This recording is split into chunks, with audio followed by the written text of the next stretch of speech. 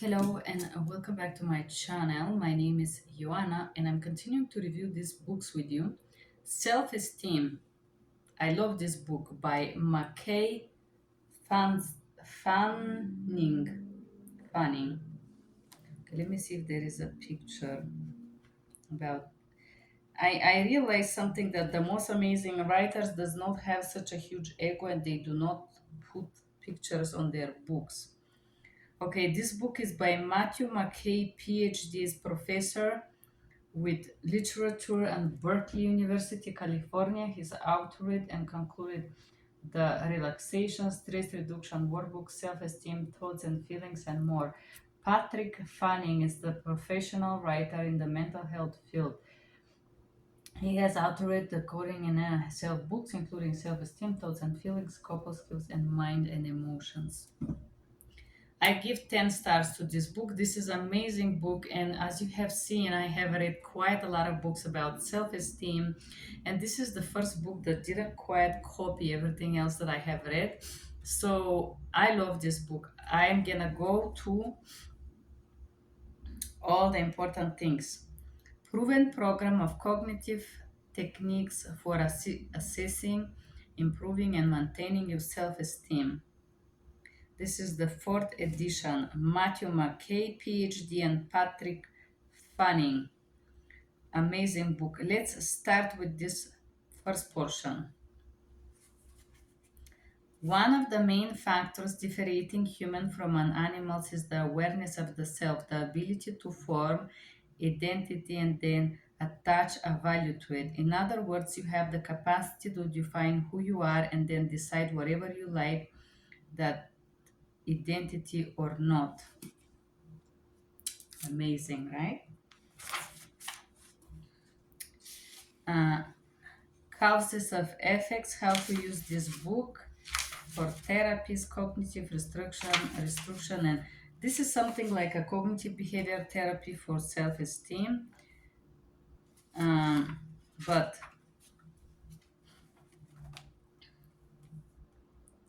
okay, and then for therapy, your best techniques for helping a client arrive at a more accurate statement is Socratic questioning. I love this portion. I studied philosophy and psychology in my high school, and I love Socrates. So questions that is it true that you always screw up every single task? You do nothing right ever? This is also the Socratic style of questioning is also developing critical thinking and curing you for all negative thinking, like seeing everything in black. Two, questions that expose faulty labeling. Is it true that getting a B means that you're screwing up? Right? Questions that explore the lack of evidence. What evidence do you have that people think you are screwing up?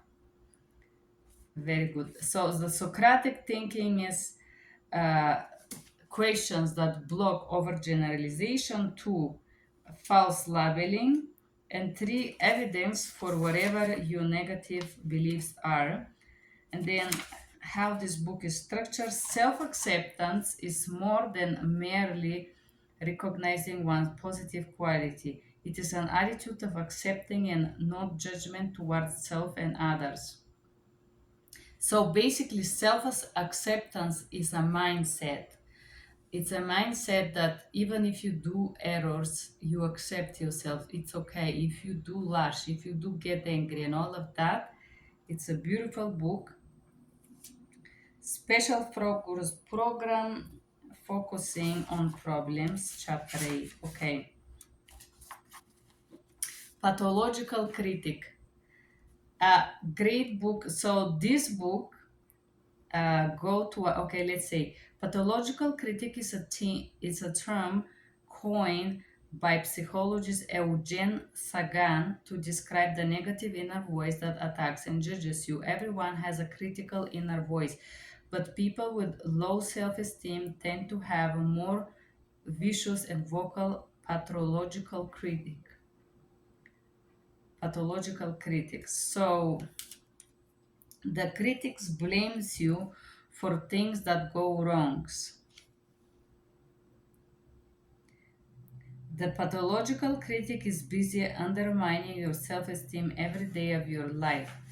And this is a great portion here, which I'm not gonna read, but I will just mention a little bit. This is a excellent book. It goes in detail talking about how this critical voice is built from your childhood when you listen other people criticizing you and putting you down. The degree to which parents failed to differentiate between behavior and identity, forbidding gestures, the consistency of forbidding gestures, frequency in which forbidding gestures were tied to parental anger and withdrawal. So he gives a different opinion, degree of which issues of taste, personal needs, safety, and good judgments were misled as a moral impertitudes because the parents. So these two authors break down how the critical thinking is built by the parents, the parenting role. Why do you listen your critics? Because you don't know anything new. And basically, more or less, negative reinforcement for the critics, feeling not okay or bad or valueless, fear of failure, fear of rejection, anger, guilt, frustration. And he breaks it down how to catch your negative, disarming the critic, unmasking the purpose of the critic, talking back. If you think something, making your critic useless. The best way to disarm your critic is to render him useless. Take away his role, and at last he will be silent. Understanding how the critic works isn't enough. The need to be right, the need to feel right, the need to achieve, the need to control negative feelings, feeling not okay or bad, valueless, fear of failure, fear of rejection, anger, guilt, frustration, and how to work with those. Amazing book. Accurate self-esteem, self-concept inventory, physical appearances, how do you relate to others, and personality, performance at school and on the job, performance of a daily task of life, mental functioning, sexuality. So physical appearances, and then he give an example how to describe yourself and how you have these negative ideas. For example, I did this work myself, not way before I read this book, but I started to do certain exercises when FBI started to try to break me. And I think I started during COVID, and by the time that I was interacting with FBI, I did had started a journey that was allowing me an opportunity not to be break because of the journey that I did starting during COVID. So physical appearances, I know a lot of people have these ideas about their defects that come from the parents. My physical appearances, I remember I've been shamed and mocked for many years for my ears because they are small, and this, in the opinion of my father, is I am unable to listen. There is something fact with me because my ears are too small. In order to listen, you need to have big ears. Then my nose, it's this type of nose that is not good enough because it means something negative. The color of my eyes, my everything, my lips, my front, my hands, absolutely every single thing about me was wrong in my stepfather opinions, and I was punished. I had to pull my ears down and my nose and stuff like that. Unfortunately, my lips, in their opinion, was totally fucked up and mean that there was something very negative spiritually about me. So I was just this waste. But I remember that my sister will watch me and also pull my ears because I was below her or below them, and also my nose as well. But I overcome this. How to relate to others, personality, how others sees me, performance on the job, performance of daily task, mental functioning, and sexuality. Your weaknesses. Do you know your weaknesses? Fat belly, being fat, how to relate to others, personality, how others sees me, performance on the job, performance on the other, mental functioning and sexuality. Listing your strengths, and this is where I had problems when I work with my therapist. I couldn't say anything positive with me, with myself. Like 3 years ago, I would say, yeah, I work hard. I could not say one good thing about myself because I hear only nasty things, and I was programmed to hear just critics and somebody putting me down. I was just thinking this morning, I went to the store and there is my neighbor. He have this tiny dog. And one time I go to the trash and he was walking the dog and he's like, hey, I want to tell you that you're very beautiful. And I was like, really? I was waiting for him to say, but don't throw the trash here. I was waiting for this negative feedback. I was so used to hear garbage and people putting me down that this person saying just something positive, it really shocked me. But it also made me realize how many losers I have around me who feel necessity and entitled to put me down because they are not up on my level. New self description. So I'm gonna give you an example. I am, and he give an example here. I am 5'7", about 100, maybe 60 pounds, um, green hazel eyes, um, great nose and full lips. I love my teeth. I paid myself bracelets and they're beautiful. I have a beautiful smile, um, great front, great cheekbones. I tend to be slightly chubby, but I think I'm really curvy and sexy. I like my body. I am young looking. My waist is 34 inches, 25, 21 inches thighs, and I have about 198 in centimeters is my chest, and about 99.5 it's my hips. I think I'm beautiful. I am friendly. I can joke a lot. I can communicate well. Um, I am learning to be more assertive. I do ask for what I want. I have difficulty setting boundaries, but I think I'm getting good at it. I make friends easily. Um, I can be a good listener if I care to listen someone. I do care for people, and I am bad at texting, but I do. It's okay. I don't have to be good at everything. Okay, that's a describing yourself. Cognitive distortion is the distortion of perceiving, labeling, filtering, polarized thinking, self blame, personalization. Okay, what's that? It's personalized universe. You are the universe. Every atom in this somehow related to you. All events properly decorated seem to have something to do with you. Unfortunately, there is very little sense of power of being in control of event. It feels more like you are under pressure, under anger, under observation by everyone around you. Personalization is a narcissistic component. You enter a crowded room and immediately begin comparing yourself to everyone else who is smarter, better, more competitive. Your roommate complains how charm. Okay. So personalization is basically when you think that the entire world runs around you, but in a negative way. That you enter somewhere and everybody sees how fat you are and what's your defect and what's your problem. So basically, when you fantasize that everything circle around you, I know nothing circle around me, and this is okay. Some things do circle around me, some people do circle, but not the entire world. I am just a little person, and this is great. This is fantastic. So, the personalization is a trait of narcissistic people who fantasize that everything is about them, basically. Mind reading.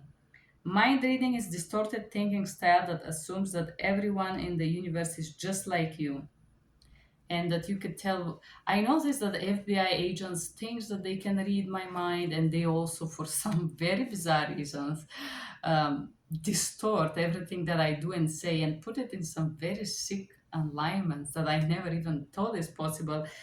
This is very interesting. Controlled fallacies enter put you in a charge of the whole universe or put everyone but you in charge.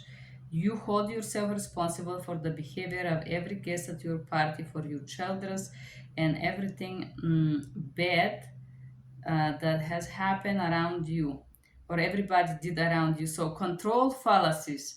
I will give you a very funny story about my life here.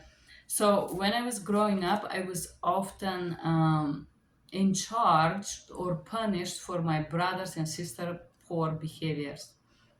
Let's say my sister still, I am punished. My and I think my siblings very early in age realized about these dynamics, and they would start to take advantage of them.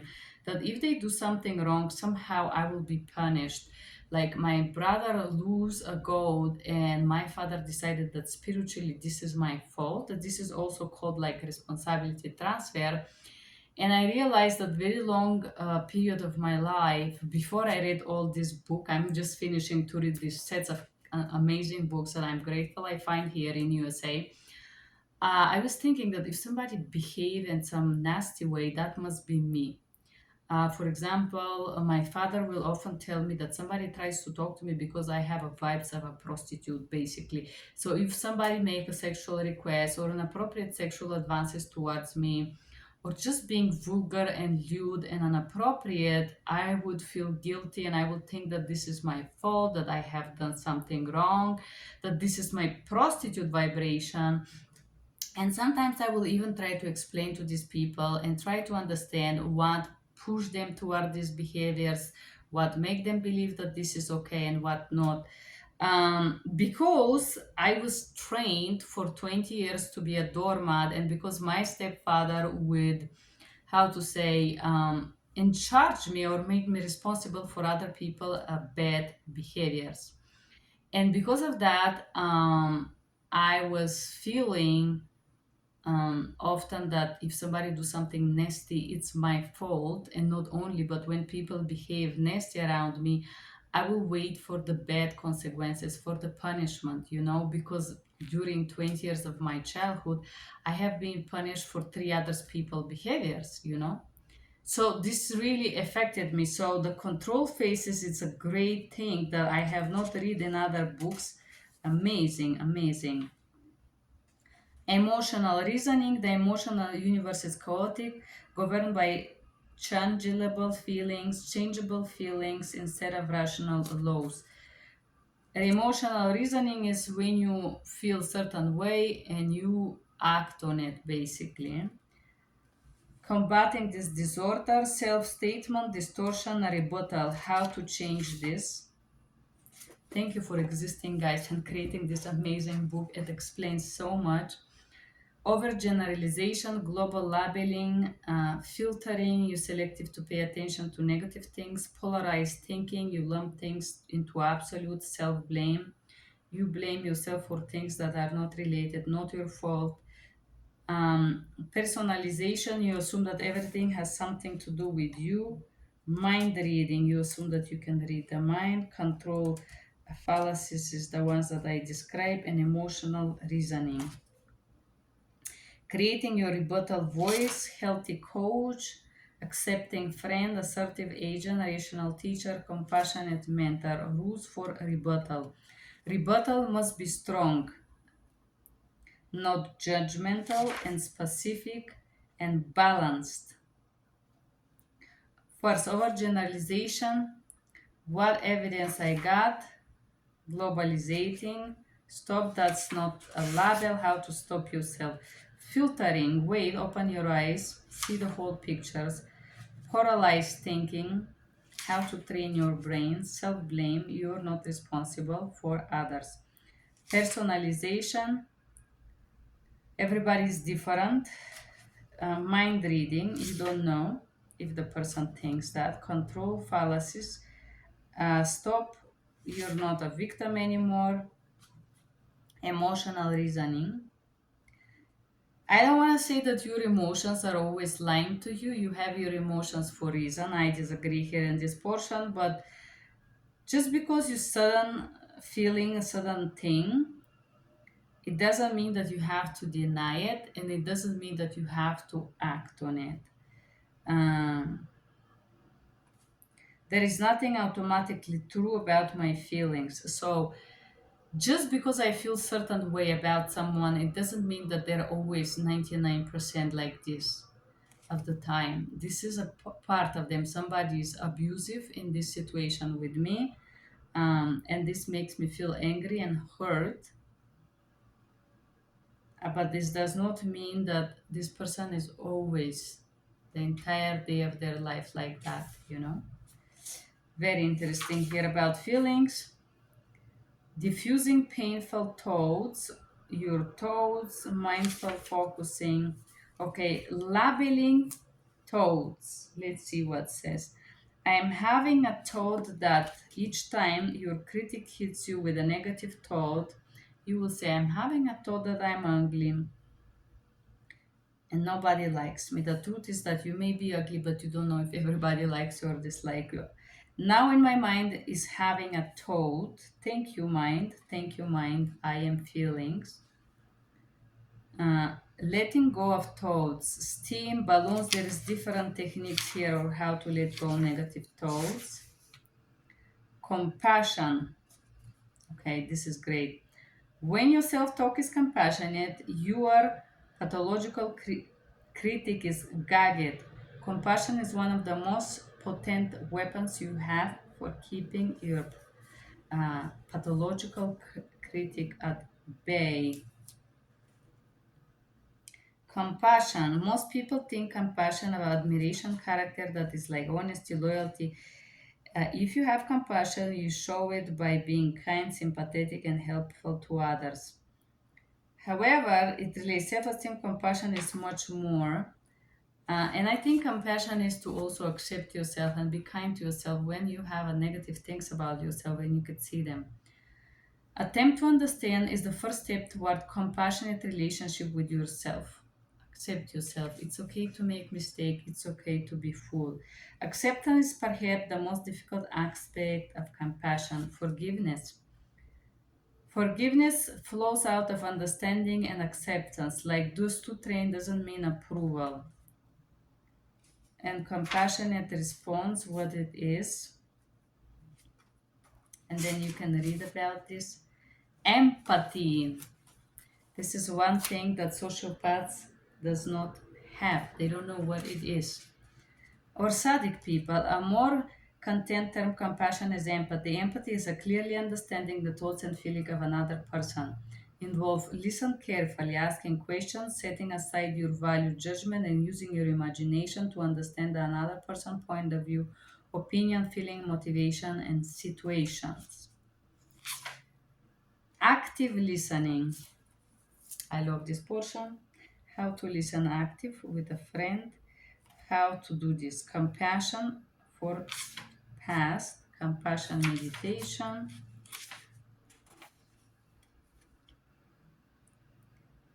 The should. I should do this. Okay. Some of the rules and beliefs you acquired from your parents were promoted by value events such as commitments, honesty, generosity, dignity, intelligence, strength. A second group of beliefs generalized by the needs of belonging and approval of your parents. To assure acceptance, you learn to live by rules and beliefs governed such as areas how to act to the opposite sex, handle aggression, how much to reveal, and what you owe to community and the world at large, and sex role behaviors.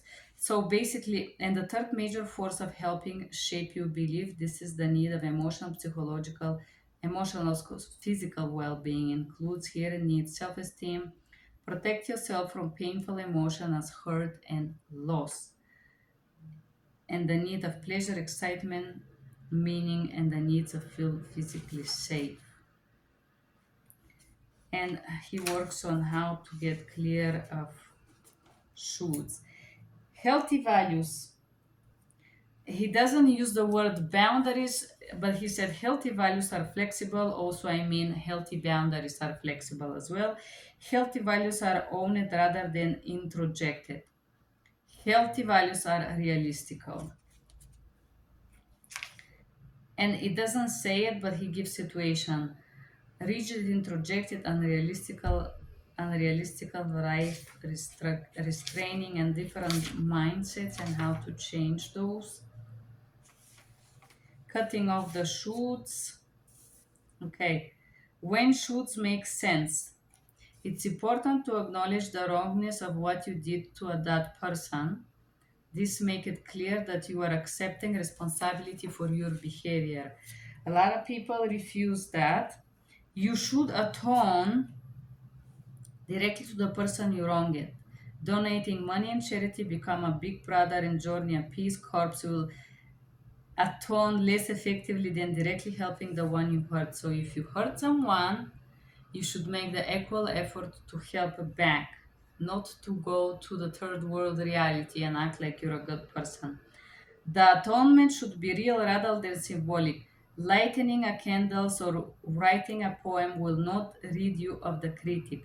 What you do to atone has to cost something in time, money, and effort, even anxiety. Your atonement should be communicate with the wrong done. If your offense was moment of irritability, when a brief apology should be at risk, but you have been cold and remote for the past 6 months, and then just appear with I'm sorry is not good enough. Acting on your value, relationship, parenting, friends, self-care, family, spirituality, community life, relationship, leisure, work and career, and how to do this. Oh, I love this portion here. Okay, so I'm gonna just summarize this because I think you should just buy this book and read it. Okay, do you see this? This person talk about screens. Everybody has one screen. You can only see your screen, not reality directly. You can't fully know what someone else's screen is. You can fully communicate what you can't automatically believe. And then he says that screen inputs that every person, whatever they see, they are going to elaborate it in their brain and create a certain vision based on their state, emotions, where they are, mindset, trainings, work, and whatnot. And this is why these people who see something, it's based on their vision. It has nothing to do with you. My father telling me that I am a prostitute at age 4, 6, 7, 8, 9, 10. It's him, it's his reality. This is how sick this person is. It has nothing to do with me. Mantra for handling criticism. The moment that you hear critical remark, ask yourself what's on this person's screen, because everybody judges you based on their personal limitations, perceptions, experiences, education, and whatnot, correct? How to respond to criticism: aggressive style, passive aggressive, effective response. Acknowledgement. I love this book. I cannot say that. Acknowledgement. You say probably you're right. Paraphrase the criticism so that the critic is sure that you heard him correctly. Thank the critic if appropriate. Examine yourself if appropriate. And then he gives some exercises how to do this. Criticism. You almost run out of gas on the way to work this morning. Why didn't you fill the tank yesterday? Don't you see that I always have to be the one who does it? You say, of course you're right. I should have put the gas. That's it. I am sorry. It's 9:30. You should have been there half an hour ago. You're right. I am apologizing. I should be more precise, and so on. So to acknowledge. The second techniques about criticism is clouding. Clouding involves taking agreement with the critic. It is used when criticism is neither constructive nor accurate. When you use clouding to deal with criticism, you're saying the critic. Yes, some what you see in your critic is also what you see on your screen is also on my screen. And add to yourself, and some isn't. You could by agree in certain point, agreement in part, or agreement in probability, or agreement in principle, and he advises how to do it. For example, agreeing in part, when you agree in part, you find just one part of what the critic is saying, acknowledging that part. For example, you're not reliable because, and you can respond, I, you're certainly right, I forget to do XYZ. Agreeing probability. It's possible that you're right, or probably you are correct. Criticism. Response, yes, I am probably doing the wrong thing. Agreeing in principle. As a principle, what you're saying is correct. And four, the response agree with the critic logical without agreeing with the critic assessment or disagree of risk. And exercises how to do this. The only disadvantage of clouding is that you may use this technique too soon. If you don't understand the critic motivates the message fully and you're clouding and cut exchange short, you may miss hearing something beneficial. Probing. A lot of criticism is vague and you can't tell that the critic is driving you at. You must use probing to clarify critic intent and meaning.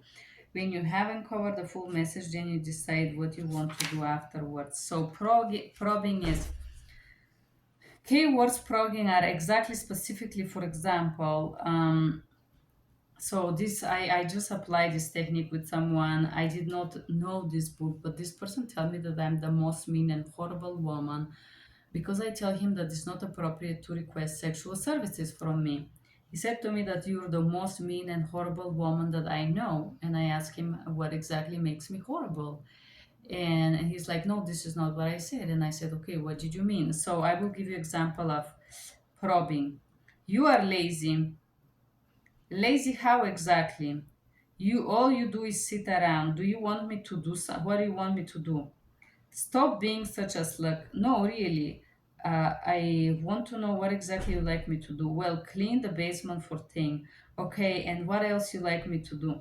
Stop playing with your phone all day. No, that's not what you don't want me to do. What actual things do you want me to do instead? And there is an exercise for that. Um, wants what you want and what you need. Disabling the assertive request. How to make assertive request. So the whole message, it's not enough to say what you want. People need to know more. So you want to say, I want to be treated with respect. Your thoughts, because if you don't respect me, I feel or I think that I shouldn't give you time. My feelings, I feel hurt and angry. And an I statement. So I feel so your message, what you need, your thoughts and your feelings, putting it together. I think, my understanding, my perception, I feel message and I want. And this is it. And he teaches you how to be assertive. What I want, how to say what I want, making a commitment, how to achieve your goals, realistic and unrealistic goals, relationship search, and so on. It's okay if you don't feel okay, and your core belief. Situation, I was working on jam it and break. I am stupid, statements, feelings, incompetent. When I was working on something, break, self statement, you did not succeed the time, but you can try. I feel sad, but I'm still gonna keep going. And about your emotion, situation, self thoughts, emotion, and exercise. How to get out of this self criticism mindset. I love this book. I cannot tell you how amazing this book is. That's gonna be it. We reviewed this amazing book, but by Matthew McKay, PhD, and Patrick Fanning. Advise this book. Amazing. Thank you for being here. Bye bye.